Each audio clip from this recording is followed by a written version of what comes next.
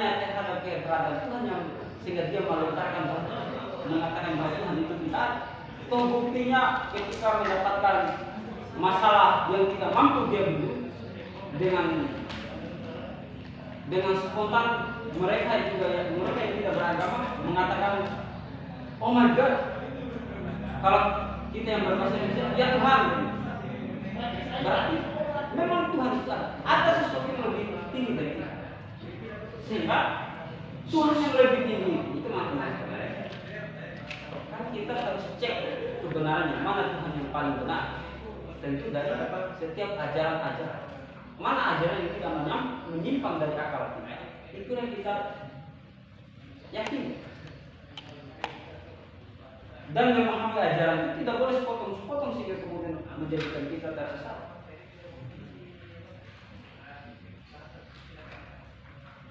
Ini bukan sekedar untuk teman-teman, tapi untuk saya pribadi dan semua teman-teman, agar mulai hari ini mari kita sama-sama tidak sekedar mengandalkan akal.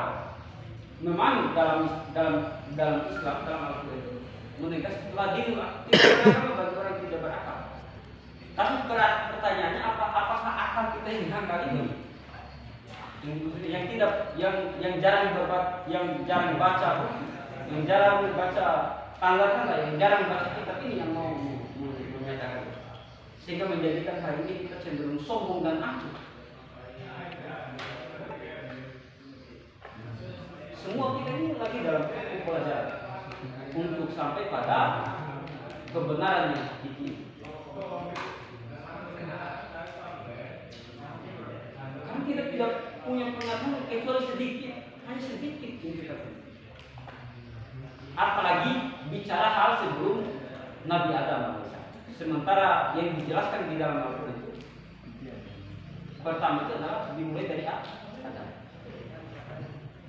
Andaikan tidak dijelaskan dia diskusi kaitan dengan penciptaan sebelum Adam, mungkin orang tidak tahu. Mungkin itu yang dimaksud dengan ilah komunikasi.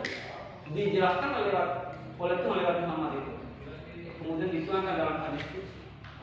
Lalu laka ya Muhammad, maha dunia apalagi. Lalu Muhammad yang mana? Apakah Muhammad yang hadir di beberapa ratus abad kemarin itu, atau ada Muhammad yang lain? Makanya akal kita yang terbatas ini yang kemudian kita paksakan untuk bernalar yang bertentangan dengan hukum-hukum dan ketetapan. Kalau tidak mau celaka, karena kita bicara kemerdekaan, kita diberi kehendak bebas memilih. Tapi dari setiap kebebasan, termasuk kebebasan kita untuk memilih berada di dunia, memilih hidup, ini akan dimintai bertanggung jawab.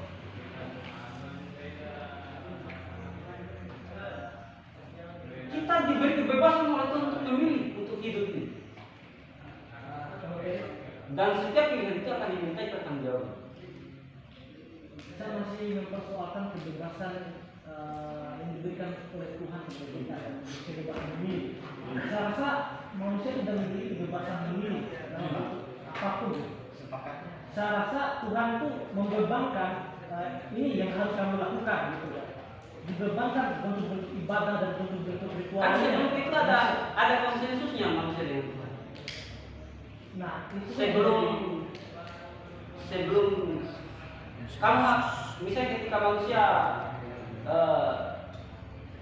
sebelum manusia dibebankan tugas ibadah, kan ditanya dulu, maukah mempertuhankan aku?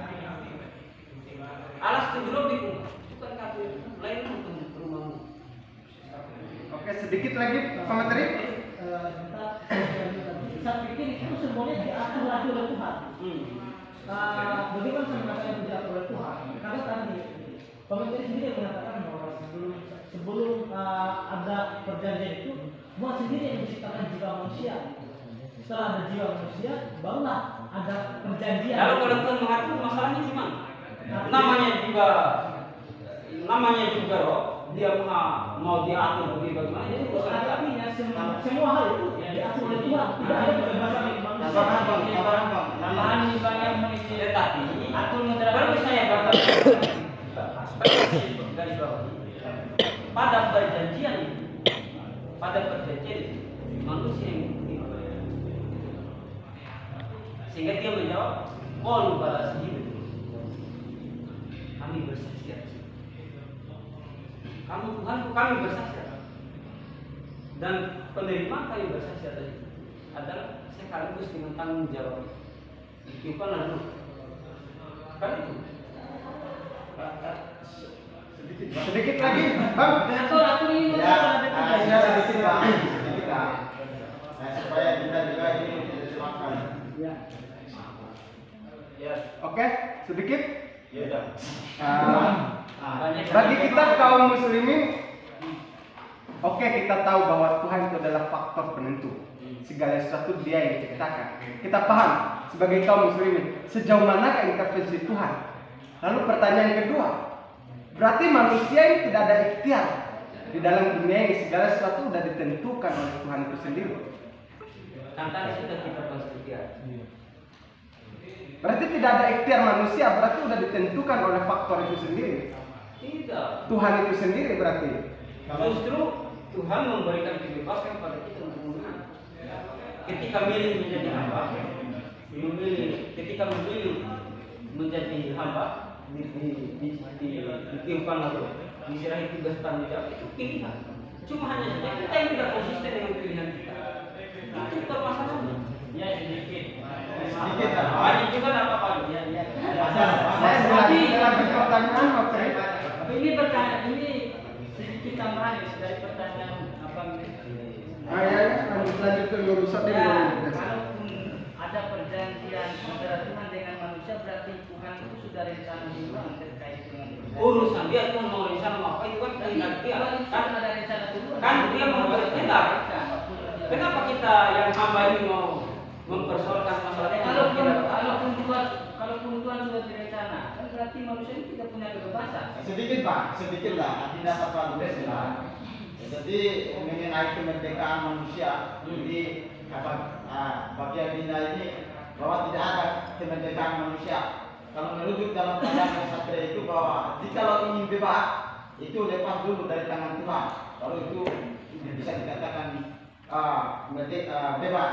Jadi kalau masih ada terikat dengan Tuhan, jadi ada hukum Tuhan dan lain-lain itu belum dikatakan sebagai bebas atau kemerdekaan, begitu Pak. Banyak baik saya Pak. Ya, saya sedikit. Banyak. Kebebasan kemerdekaan manusia yang bagaimana diartikan? Kebebasan kemerdekaan yang dimaksud ini adalah kemerdekaan berbicara atau penyampaian, kemerdekaan mencetak itu kebebasan kita.